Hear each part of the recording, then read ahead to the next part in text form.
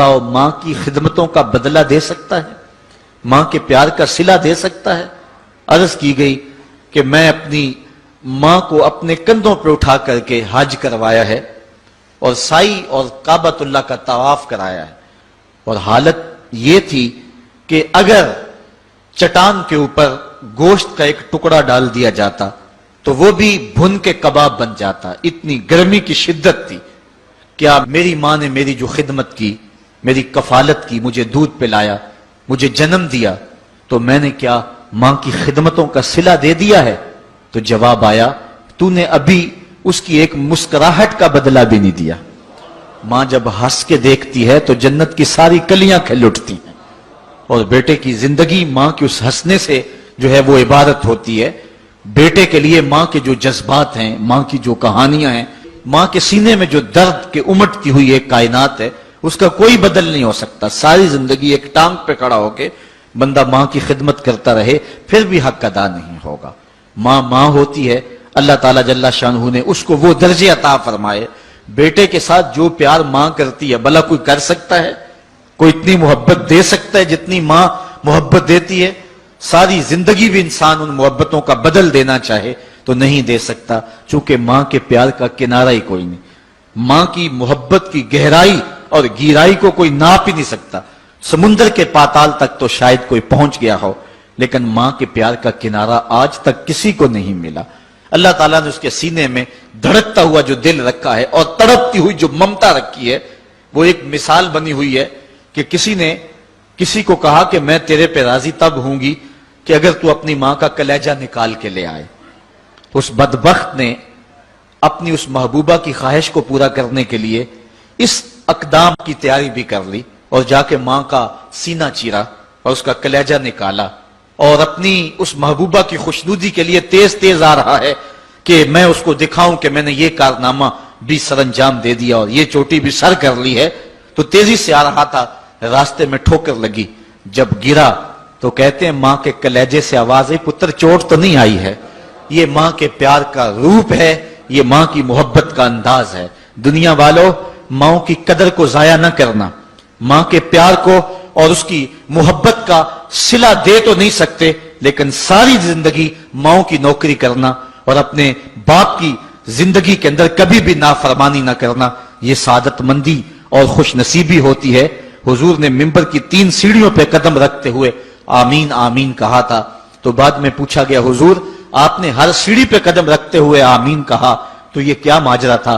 فرمایا جبریل آئے تھے، انہوں نے مجھے کہا تھا اس شخص کی ناک خاک آلود ہو جو ماہ سیام رمضان المبارک کو پائے اور پھر کثرت عبادت سے اپنی بخشش نہ کروا سکے، تو میں نے آمین کہا۔ پھر کہا اس شخص کی ناک خاک آلود ہو جو والدین کو بڑھاپے میں پائے اور جنتی نہ ہو سکے ان کی خدمت کر کے، تو میں نے آمین کہا۔ پھر جبریل نے کہا اس شخص کی ناک خاک آلود ہو جس کے سامنے آپ کا ذکر کیا جائے اور آپ پر درود نہ پڑے، تو میں نے آمین کہا۔ تو وہ شخص کتنا بد نصیب ہے جو والدین کو ناراض کر لیتا ہے۔ میں کہتا ہوں ساری کائنات ماں کے قدموں تلے ہے، بلکہ میرے محبوب نے جنت کو ماں کے قدموں تلے قرار دیا۔ الجنت تحت اقدام الامہات، جنت ماں کے قدموں تلے ہیں۔ ماں اتنا پیار کرتی ہے کہ جس کا کسی ترازو پہ تول نہیں ہو سکتا، اور اس کے پیار کا صلہ بدلہ ساری زندگی خدمت میں بھی گزار دیں پھر بھی نہیں دیا جا سکتا۔ اللہ تعالیٰ جل شانہ نے ایسا رشتہ ماں کی صورت میں پیدا کیا ہے، جنت کی چھاؤں کا دنیا کے اوپر روپ ہے ماں کی ذات، جنت کی گھنی چھاں ہے ماں کا وجود، اور اللہ نے اپنی رحمتوں کو اگر کوئی صورت دی ہے تو وہ ماں کا روپ ہے، اور ماں کے سینے میں وہ تڑپتی ہوئی ممتا اور محبت کے وہ پگھلتے ہوئے جذبات رکھے گئے ہیں کہ دنیا پر ماں کے پیار کا بدل نہیں ہے۔ میں کہا کرتا ہوں آج کوئی شے بھی خریدنے نکلیں تو آپ وثوق سے نہیں کہہ سکتے یہ خالص ہے، ہر شے 2 نمبر دستیاب ہے، ہر شے میں ملاوٹ ہے، لیکن ایک چیز آج بھی ملاوٹ سے پاک ہے اور وہ ماں کا پیار ہے۔ ماں کی محبت آج بھی کھری ہے اور آج بھی اس میں کوئی ملاوٹ نہیں ہوئی۔ بچہ بوڑھا بھی ہو جائے لیکن ماں کے لیے وہ بچہ ہوتا ہے، ماں کی دعائیں اسی طرح اس کے لیے ہوتی ہیں، اور بچہ آغوش مادر میں آ کر پھر طفل سادہ رہ جاتا ہے۔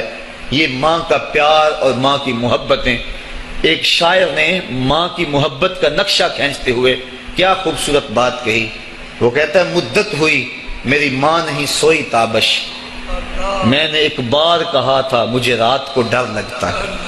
کہا سحری کے وقت میں نے ایک بار اٹھ کے رات کو چونک کر کہا تھا مجھے رات کو ڈر لگتا ہے.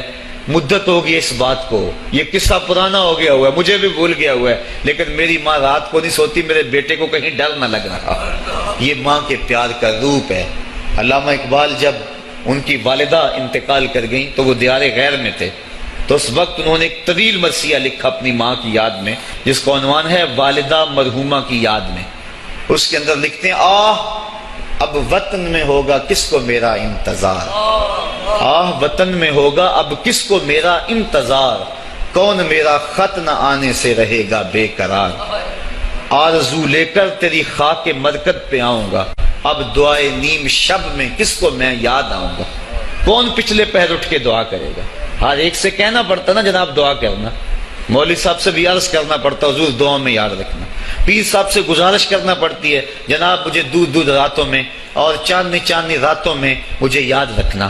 حاجی کو معتمر کو کہنا پڑتا جناب دیار حرم میں جا رہے ہو اور دیار حبیب میں جا رہے ہو، وہاں مجھے دعاؤں میں یاد رکھنا، سین حرم میں بھی اور جالی کے سامنے بھی.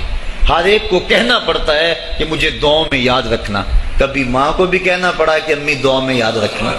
ماں کے ہاتھ ویسے اٹھے رہتے ہیں، اور جب ماں کے ہاتھ اٹھ جائیں اجابت کے سارے دروازے کھل جاتے ہیں. میں نے پڑھا کتب حدیث میں جو دعائیں رد نہیں ہوتی ان میں سے ایک ماں کی دعا ہے. جب ماں ہاتھ اٹھا دے تو جنت کے سارے دروازے کھل جاتے ہیں. اور یہ لازمی نہیں ہے کہ ماں رابعہ بصریہ ہو تو پھر ہی اس کی دعا قبول ہوتی ہے. اپلے تھاپتی ہوئی ماں اور لیپا پوتی کرتی ہوئی ماں جو ہے وہ مٹی سے بھرے ہوئے ہاتھ اٹھا دے تو اللہ ان ہاتھوں کو بھی خالی نہیں موڑتا. ماں جب بولتی ہے تو اس کے لہجے میں جبریل بولتا ہے. ماں جب مسکراتی ہے لگتا ہے جنت کی ساری کلیاں کھل اٹھی ہیں. ماں کے چہرے کی رونق اور ماں کے چہرے کی جو ہے وہ خوشی بیٹے کے دل کو حقیقی قرار اور حقیقی تسکین دیتی ہے.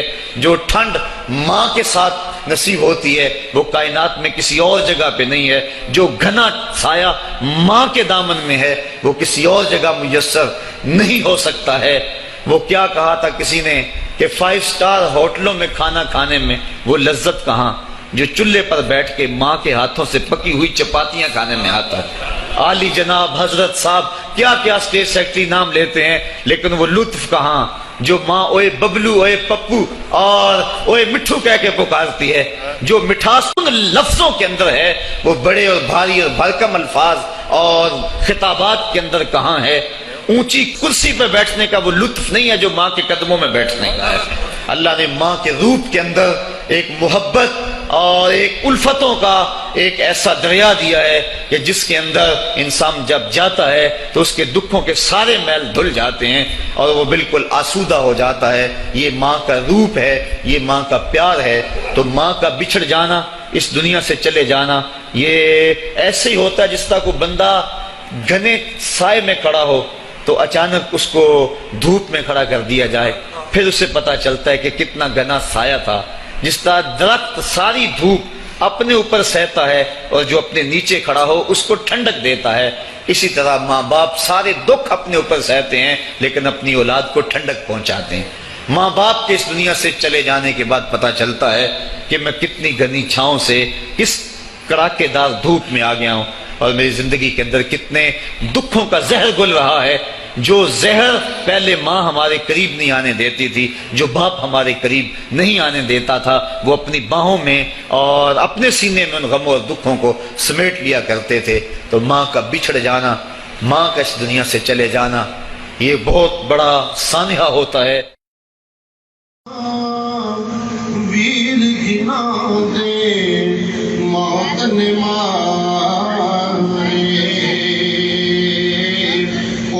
تک رو دے کبے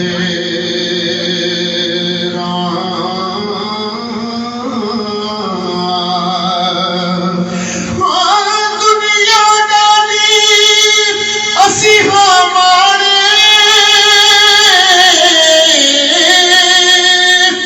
دنیا ڈالی اوئے اسی ہمارے